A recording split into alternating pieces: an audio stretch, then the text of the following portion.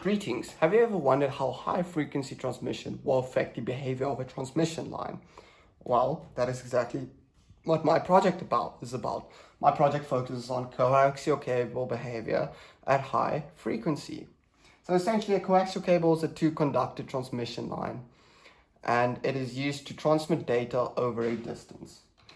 So it's important to evaluate high frequency behavior of cables, right? Because the amount of allowable attenuation or losses within a cable depends on its application.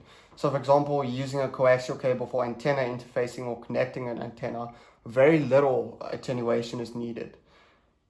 So if you're able to accurately model transmission line behavior, such as how attenuation will change with frequency, designers can then decide if that specific cable will still suffice for that application, or if they will have to resort to using another method or another type of coaxial cable. So in order to model the coaxial cable at high frequency, generally it's recommended that a lossy or low loss transmission line model is used. More on that later. The low loss transmission line or lossy transmission line model is based on analytic calculations, which are frequency dependent. So the values for resistance, conductance, capacitance, and inductance within the equivalent transmission line model are all frequency dependent and evaluated as such. And then also I used the FEM model. I modeled the coaxial cable in FEM software, which will be then compared to the analytical calculations. Also a state space model is used in order to, within MATLAB. The low loss transmission line model was also evaluated in MATLAB. And then the results from the FEM model was imported in MATLAB and compared to the analytical model. Also the state space model, as said earlier, it's just used to show the voltage waveforms at the sending and receiving end of the transmission line. And then practical measurements were also taken. So this is the low transmission line model. We can see the low loss transmission line model or lossy transmission line model. We can see that there's two parameters present which aren't present in the lossless model, namely resistance and conductance. Right, so these parameters, resistance, inductance, conductance, and capacitance, are all evaluated for increasing frequency. So it's going to see how these parameters change as frequency would increase. Then from these values, other parameters such as losses and characteristic impedance along with phase coefficient can be calculated. So this is the FEM model. The cable was modeled in FEM as a cylindrical waveguide. We can see that it consists of three sections: the inner conductor, the dielectric, and the outer conductor, also known as the shield. This model is based on the RG59 coaxial cable's dimensions. The analytic low loss transmission line or lossy transmission line model is also based on the RG59 cable's parameters. So the inner and outer conductor values are based on the RG59 cable. So then the state space model quickly, because the coaxial cable is a transmission line, it's used to transmit data over a distance, right? So in MATLAB, a state space model was developed based on the lossy transmission line model.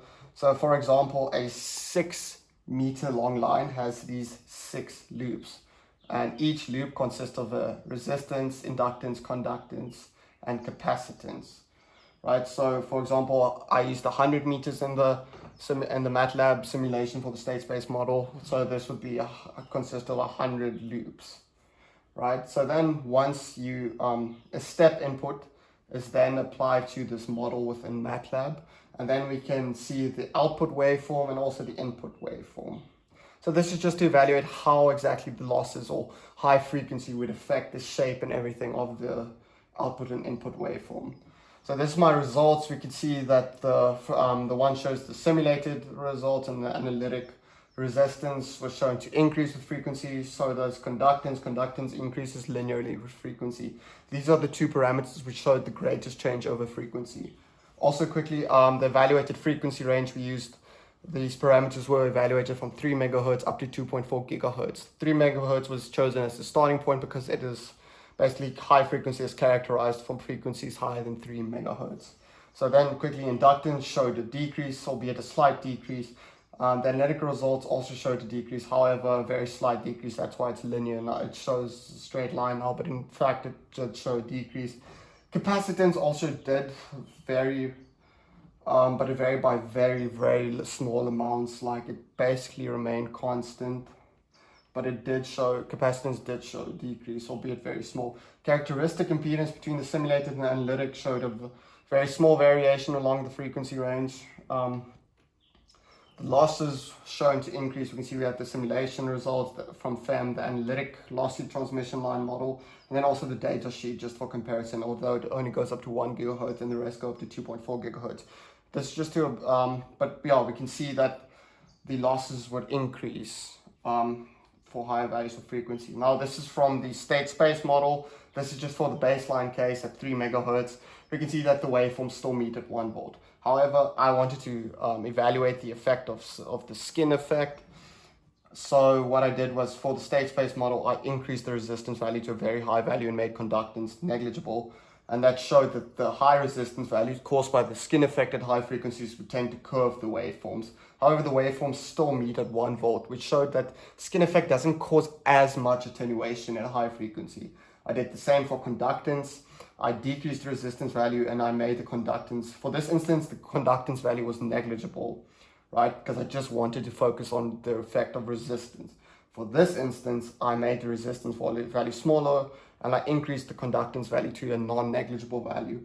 We can see with the introduction of a very small conductance value that the attenuation is greater, because the input and output waveform no longer meet at 1 volt, like what they did at this case. So this shows that dielectric losses tend to dominate in terms of attenuation. They have a greater contribution to attenuation relative to skin effect. Skin effect causes the more rounding.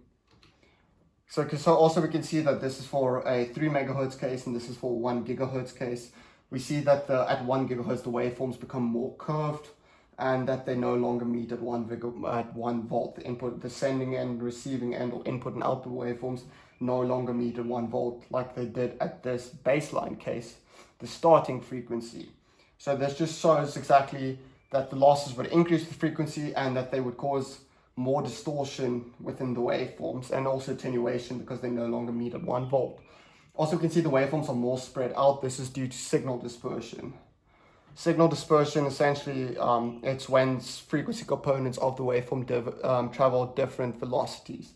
So for practical measurements, I just used a short circuit and open circuit test. The short circuit test was used to evaluate the resistance value, and inductance value was used to measure that. And then the open circuit test was used to measure the capacitance and conductance value. I used it using a signal generator was used as input, and then the RG59 cable was connected to the one end of the signal generator and its other end was connected to an oscilloscope. Now I used the voltage and current values at the sending end, this is denoted by the 1, along with the phase angle between this voltage and current to calculate these respective values, or L, C, and G. However, it was difficult to do this in the laboratory due to the lack of proper equipment. The signal generator could only go up to a value of 5 megahertz and the oscilloscope's bandwidth was nowhere sufficient. So the practical measurements, the methodology should work in theory, however, it was difficult for me to accurately measure in the laboratory due to the lack of equipment. So for my next project, I would more focus on practical measurements instead of the simulation and analytical modeling. So yeah, thank you very much.